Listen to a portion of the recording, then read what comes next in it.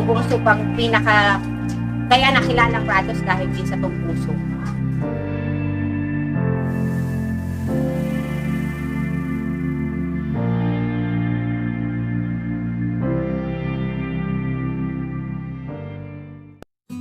Ako si Yasmin Aquino Bautista.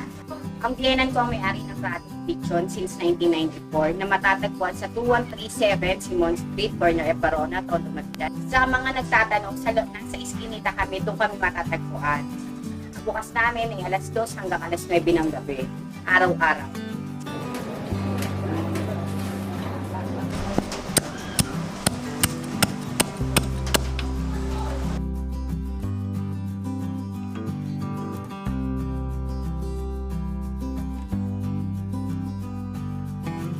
Nag-open to dati 26 years ago. Ang tawag kasi dito dati banal na kalis eh. Basta pag sinabi nilang banal na kalis, dito na sa Skinita yon. Tapos ang lagi nilang hanakain dito, tumbong ng mga lasinggero. Tumbong Soup ang kaya nakilalang Rados dahil din sa Tumbong Soup.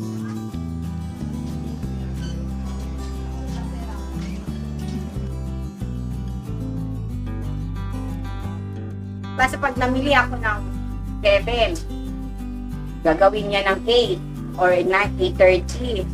Matatapos yung gagawa niya alas 12. Ganun ka proseso yung paggawa ng tumbong.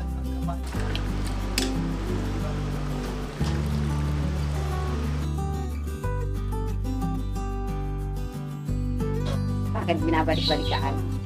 Malinis. Sabi nila, masarap yung sabaw namin. Kasi ang sabi nga ng biyenan ko na kailangan sa negosyo ang customer masatisfied.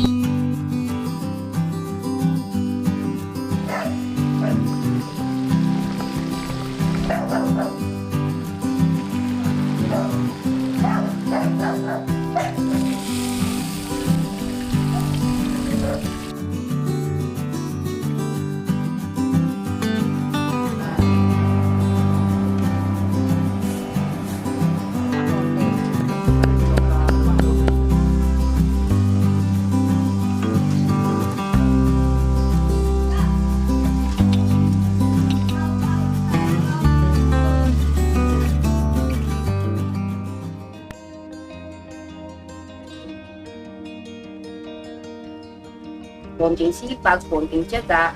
Kailangan sa business mo, excited ka lagi. Kasi hindi naman araw-araw magbili, di ba? Dapat nasa puso mo rin yung pagtitinda mo. Kailangan lagi ka masaya. Tsaka hindi ka dapat nai-stress. Kasi tutumal yan eh. Magiging ano yan, kumbaga magiging hadlang yan sa pag-asenso mo, yung stress mo, di ba? Dapat enjoy your life lang, guys.